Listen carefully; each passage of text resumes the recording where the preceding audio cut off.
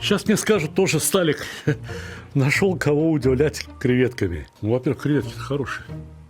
Креветки, посмотрите, прям вот супер-пупер креветки. Вот здесь где-то у них есть, извиняюсь за выражение, прямая кишка, но это же они что же живые. И ее, конечно, надо удалить. Все очень просто. Я сегодня обещаю вас удивить этим блюдом. Как бы вы не умели готовить креветки. Для начала давайте договоримся, что вот эти панцири не выбрасываем. Они сейчас нам понадобятся. Я их пока вот сюда буду складывать.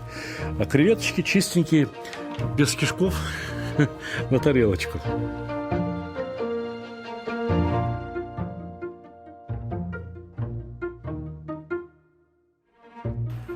Ну что, замечательные креветки. Но вот какое дело. Если их пожарить прям вот так вот как есть, без панциря, они теряют во вкусе. А если пожаришь креветки в панцире, а потом будешь готовить их в соусе, и как потом вот из соуса их пальцами доставать, и, ну, в общем-то, наверное, можно, но у меня есть другой способ. Я вам сейчас покажу. Вот хорошее масло. Да, наливайте, не жалейте. Тут эти панцири закладываем в масло и жарим панцири до тех пор, пока они не покраснеют. Ну, пару раз помешать придется, да? Вот когда они покраснеют... Ой, это я вам сильно вперед забегаю. А мне еще, между прочим, чеснок чистить.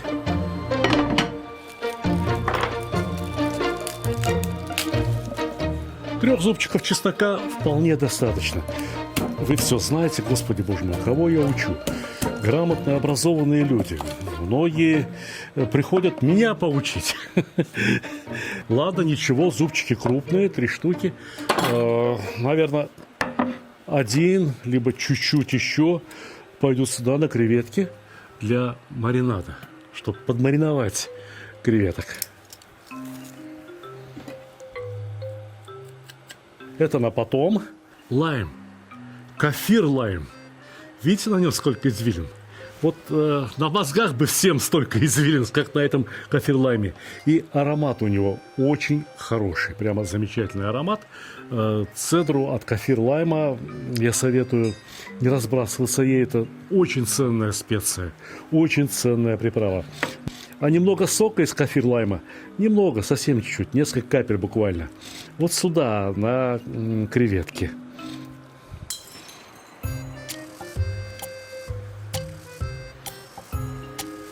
Посолить и перемешать, да перемешивать руками. Нет лучше инструмента у кулинара, у повара, чем чистые руки. Руки чистые, душа чистая. Перемешивайте руками и отложите креветки в сторонку до поры до времени. Посмотрите, как панцири покраснели. И вот сразу запах жареных креветок. По-настоящему, без дураков, жареных креветок. Давайте займемся и другими продуктами, которые понадобятся сегодня. Ну, вот пара стебельков лемонграсса. Разумеется, сначала их надо разбить, чтобы из них полегче выходил ароматнейший сок. Ну, а потом нарезать такими удобными для обжаривания кусочками. Кажется, панцири больше жарить не надо. И как их употребить-то? Да в мусорное ведро эти панцири, все. Они ароматизировали масло. Точнее, это я ароматизировал масло. Теперь у меня масло пахнет жареными креветками. Понимаете? Можно даже заготовить такое масло заранее и потом на нем готовить много чего другого. Такое масло хорошим хлебом белым помакай. Вот возьми оливковое масло, нажарь в нем панцири и макай хлебом. И это вкусно, это очень вкусно. Ну а теперь вот берем обычный лук. Лук порезали кубиками. Здесь головки 1,5, но креветок-то немало у нас. Лук – основа этого соуса. Лук очень важно вкусно и красиво пожарить. И, возможно, вы мне не поверите, а кое-кто еще и ругаться начнет. Вот надо накрыть крышкой для того, чтобы лук хорошо пожарился. Он прогреется, вот эти вот капсулы с луковым соком начнут лопаться. Вот тогда мы откроем, помешаем, все будет так, как надо. Вот это что будет лежать. Да давайте тоже сразу сюда положим. Пусть жарятся вместе. Пусть обогащают друг друга хорошими запахами. Лемонграсс – необыкновенный продукт. необыкновенный. Когда его в супе в том-ям подают, его разжевать невозможно, он меня нервирует. Ну, тайцы относятся к этому лемонграссу примерно так же, как к макларовому листу. Вкусно, но его все равно никто не ест. Но класть все равно надо. Что еще сюда? Ну вот можно взять имбирь, можно взять тайский галангал. Ну, родной брат имбиря. Вот такого кусочка будет прямо более чем достаточно. Он такой же ароматный, как лемонграсс. Нарежьте его, ну, как придется, что тут слишком не надо стараться. Он в масло все отдает очень легко и быстро. Вот больше не надо, этого достаточно. Закладывайте к луку, и чеснок можно сразу тоже положить. Пусть чеснок смягчится. Вот чеснок должен дать примерно то же самое, что он дает в плове. Небольшие кусочки чеснока. Сюда можно добавить сразу кое-какие приправы. Вот это, ребят, сушеный имбирь. Да, у меня здесь есть галангал, но вот сушеный имбирь, он другой. Он дает совершенно другое. Сюда можно добавить паприку. Это целая столовая ложка. Паприка даст хороший цвет. Хотя бы ради этого ее уже стоит добавить. И немного черного перца. Но черного перца сколько? Ну, сколько из креветок? Грамм 600-700 в чистом виде осталось. Да вот так вот, там, 2 раза на кончике ножа. И будет хорошо, если вы добавите помидоры натертые. А я вот беру уже протертые помидоры, из коробки покупаю в супермаркете. И это очень хорошо. Всегда хорошо срабатывает. Какая разница? Какая разница? Ну вот сейчас возьму свежие помидоры, все равно же буду греть. Эти помидоры сразу уже пюрированы, где-то их там прогрели, разлили по пачкам. Их собирали в самый сезон, понимаете, когда их заготавливали, когда помидоры стоят 2 копейки. Вот тогда. И там, где они стоят 2 копейки. То есть это помидоры максимальной спелости. У нас такие стоят каких-то уж совсем-совсем других денег. Знаете что? Давайте вот добавим немного острого перца. Я бы сюда и болгарского перца мог добавить. Сюда можно было бы добавить и тыкву. Что-то такое, что способно дать объем. Вот у нас помидоры кисленькие, да? Есть чеснок там, есть вот... Нет, это много. Это много. Я знаю, этот перец вот так вот. Вот 3 кусочка это хватит. Это оставим на потом.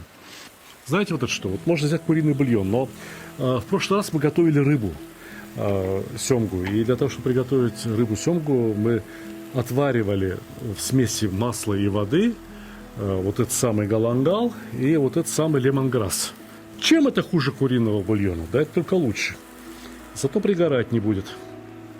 Вот так. Можно размешать и приподнять вот там от дна, чтобы там ничего не осталось на дне, чтобы ничего не пригорело. Пусть немного поварится, потушится вместе, переженится. Соус тоже следует обязательно посолить. Можно и нужно уменьшить температуру. После того, как вы добавили паприку, никогда не перегревайте никакие соусы. Перегретая паприка портится по цвету прежде всего. И вот еще о чем я хотел с вами поговорить. Ну, только что сказал, тыква, болгарский перец, я не знаю, что еще. Что-то еще сюда можно добавить для объема. А это груша. Это груша. И я абсолютно точно знаю, что груша, там, яблоко, айва, сработает в таких соусах замечательно. Вот варят кетчупы. Вы что думаете, там одни помидоры? Да нет, он жидкий будет, он будет вот хлюпать. В этих фруктах, особенно вот здесь, в этом сердечнике, содержится очень много пектина. И этот пектин сгущает соуса. Груша тоже содержит достаточное количество пектина. Ну и кроме того, вот если ее сейчас попарить, просто так пюрировать, это что, это плохо? Да это грудным детям можно давать, это вкусно и полезно. Поэтому добавляем сюда грушу, и пусть тоже попарится вместе с остальными продуктами для соуса.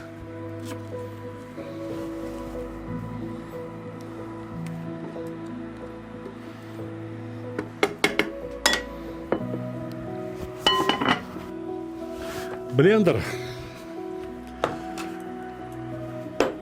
В блендер перекладываем все продукты, которые пойдут в соус.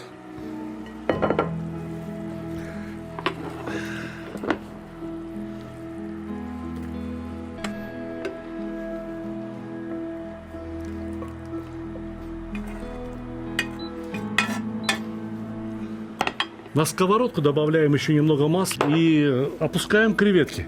Мыть сковородку даже не надо, все равно это все должно превратиться в одно и то же блюдо. Вот надо просто подождать, пока масло нагреется, а мы тем временем вот что сделаем. Ставим блендер вот сюда, и вот это кокосовое молоко.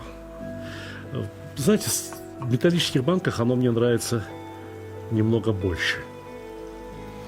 Вам понятно, почему я столько креветок взял? Креветок должно быть столько, чтобы они уместились на сковородке в один ряд.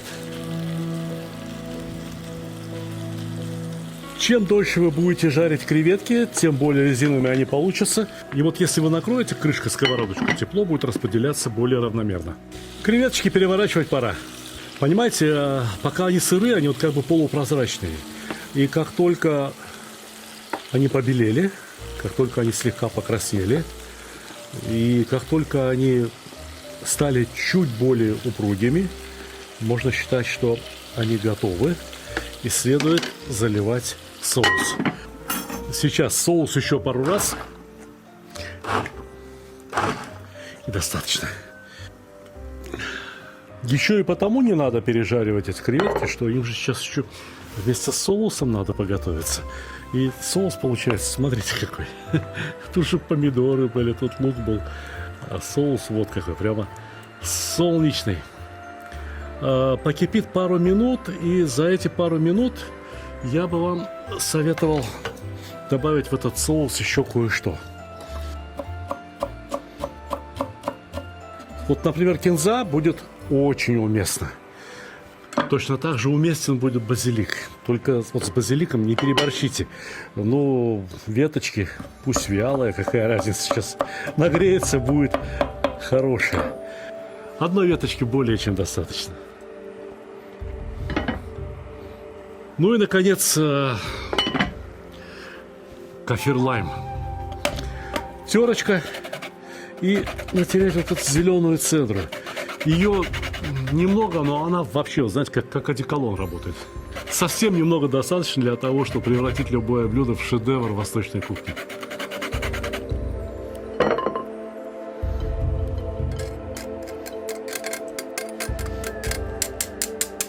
Знаете, я бы этот кафир-лайм с собой в кармане носил. Для приятного запаха. Вместо одеколона. Вот он, видите, вот совсем небольшое количество этого порошочка достаточно.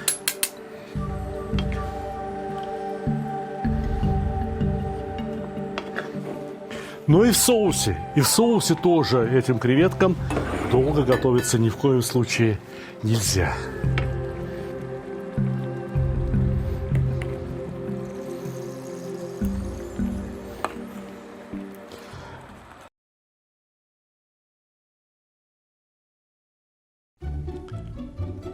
Самый лучший подарок – тот, который приносит радость и удовольствие.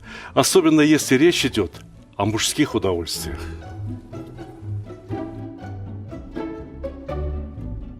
Самый лучший подарок – тот, который приносит пользу. Например, кому не хотелось бы наконец-то разобраться в приготовлении мяса? Самый лучший подарок – это то, что принесет хорошее настроение в погожий, солнечный день.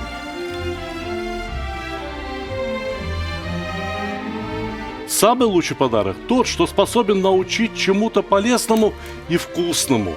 Ведь казан на кухне, как рояль в оркестре. Самый лучший подарок – это расширение кругозора. А вы думали, что плов – это блюдо с единственно верным рецептом? А не пора ли покорить все вершины великого блюда? Самый лучший подарок – тот, что может сделать человека счастливым. Ничто не укрепляет семью так, как вкусное и доброе застолье. Отличный подарок – это книга с новыми рецептами из хорошо знакомых продуктов, к тому же приглашающая в очень вкусное путешествие в мир Востока. Самый лучший подарок, когда все самые любимые и популярные рецепты собраны в одном месте, где текст превращается в видео, а картинки оживают.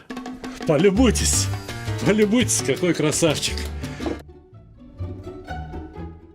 Самый лучший, Самый ценный подарок – это дружба между братскими народами. Теперь вы совершенно точно можете сказать, что с татарами вы уже давно пуд соли съели. Моя самая новая и самая любимая книга рассказывает о земле и раскрывает всю душу татар. Эти книги теперь можно купить любым удобным для вас способом. С автографом в моем личном интернет-магазине, либо с быстрой доставкой через Озон, либо с большими скидками и кэшбэком в мегамаркете. Ссылки в описании к ролику, а также в верхнем комментарии. Аромат стоит невероятный. И хочу сказать, что на последнем этапе соус должен кипеть достаточно бурно. Почему? Потому что здесь ведь есть еще и масло, да? Если он будет кипеть медленно, то масло отсечется. То есть масло поднимется на поверхность соуса. И это будет считаться в некотором роде браком. Но у меня чуть-чуть, самую капельку масла отсеклось. С чем же подавать эти замечательные креветки, а? Ну, угадайте с 3 раз. Ну, конечно, не с хлебом, а с рисом. Приятного аппетита вам, дорогие друзья!